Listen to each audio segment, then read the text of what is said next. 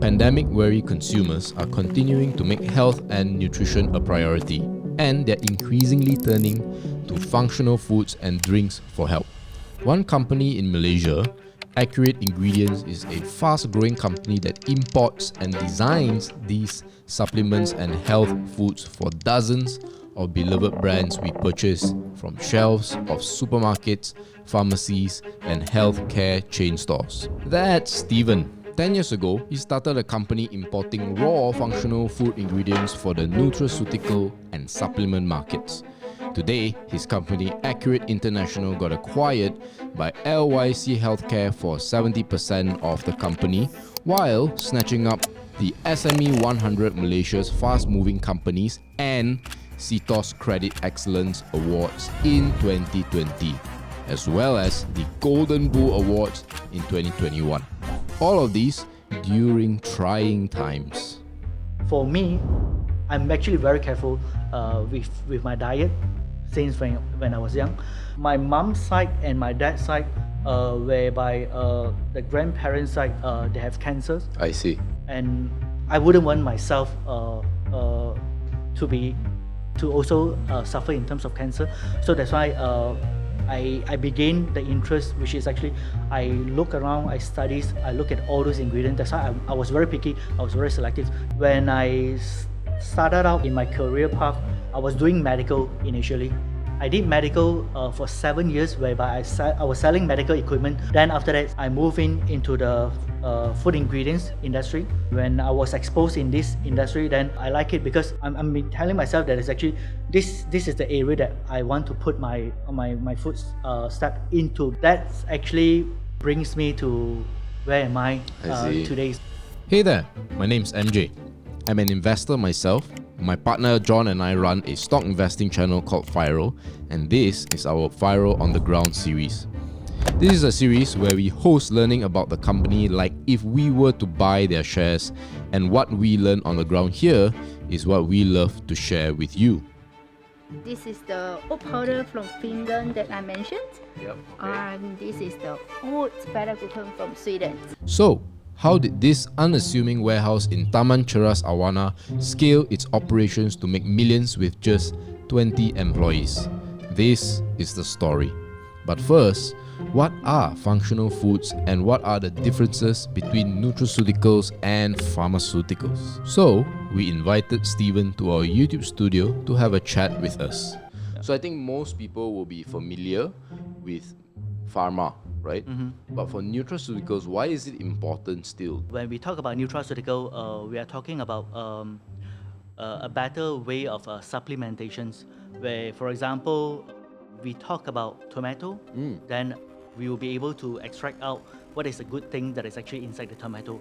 Like, for example, lycopene, it is actually one of the component antioxidant inside the tomato, which is actually very good, very powerful antioxidant.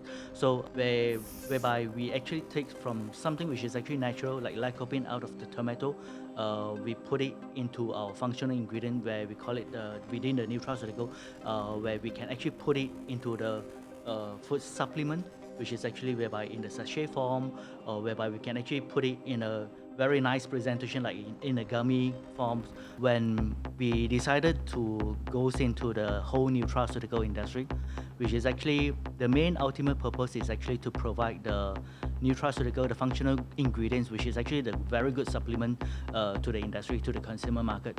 How long does it take from getting the orders by your clients to sending it to them to be put on the shelf? How long does that process take usually? Well, within food supplements, from the day that we start the projects until that is to launch the products in the retail market, the fastest we can actually make it like within 6 months. Okay. From R&D until regulatory until the product launch on the shelf. Actually, we have two business models. Right. One is like we have a team that is actually dedicated to sell raw materials to all the food manufacturers, to the industry. So what we do, we import all the health ingredients from all over the world, and we distribute locally. Also, at the same time, we create private label to all the product holder, brand owner in the market. For example, you walk into a pharmacy, you pick up a supplement, let's say vitamin C. under certain brand. Actually, we might be the person behind that brand to create the supplement to list it in the pharmacy. So when we talk about helping our customer to develop their own house brand, this will be the part that is actually, we look at it, our repeat order, it is actually quite consistent because all the manufacturers, they will be using the same ingredients, okay, whenever they produce the products into the consumer market. And our second business model will be we help customers to develop their own house brand, which is actually OEM and ODM. It goes into ice cream, mooncakes, and some of the fresh milk. They're using natural colors, all the flavor milk. Wait, you actually serve some of your end products are actually ice creams and mooncakes?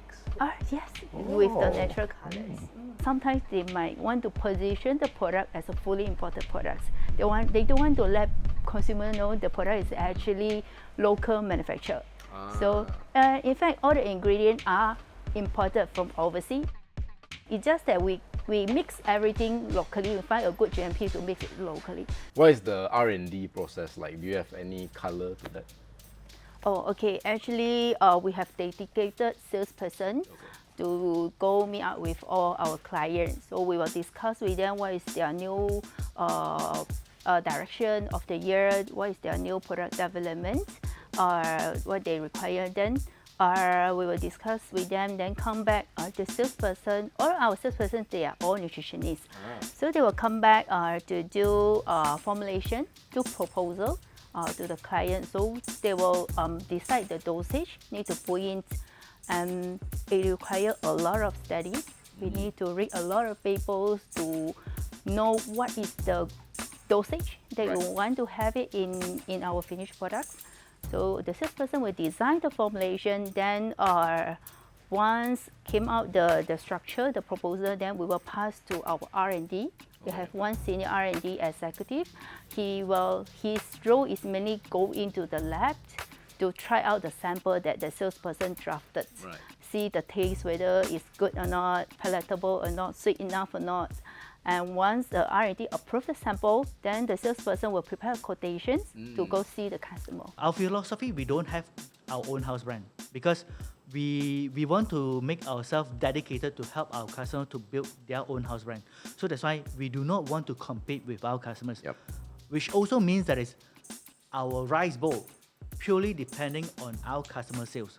So that's why we want to do a product which is actually effective and which is good, that is sustainable.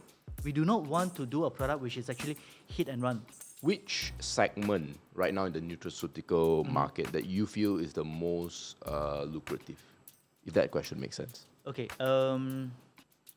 I would say that is now obviously because of the pandemic, everybody is actually concerned about the immunity. Immunity will be one of the very main topic and also in great demands. And the most popular finished products that we are doing are their probiotic. So this is where the probiotic is, right? And correct me if I'm wrong, this is the most profitable one? They are here. Probiotic, they are very sensitive to temperature. If you expose them at a temperature for long, they will awake for a certain period of time, then they will die.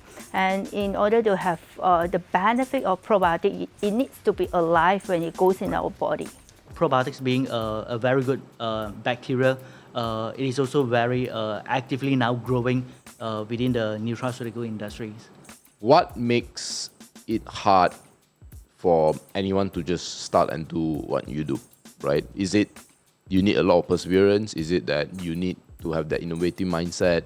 Or is it that, it's hard to satisfy some of these customers, You need to make sure that it's actually what you want to achieve, your ultimate goal, before you come into this industry. Because there are a lot of global players that is actually supplying food ingredients into the industry. So if I want to come into this industry, I want to make sure that it's actually I'm not a me too. I have to be different.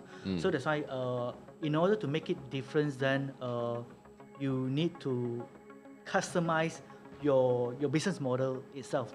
So the way I customize the business model is like I make it as when the customer comes to me, I will be their one-stop solution. So in order to be their one-stop solution, well, you need to have a good sales team, and our sales team, all our sales team, they are all nutritionists. They are not just the marketing people, because we are developing something which is actually within functional food. Okay, so they are nutritionists. Then we need to have regulatory people. You need to have designer. So in terms of a good supply chain to support, so you need to have a good budget in order for you to form a good and reliable team. Okay. Am I right to say you can train a nutritionist to learn sales, but you can't train a salesperson to learn nutrition, right? A bit hard, lah. Yes, it's very difficult. It can be hard for a non-science person to pick up all the things.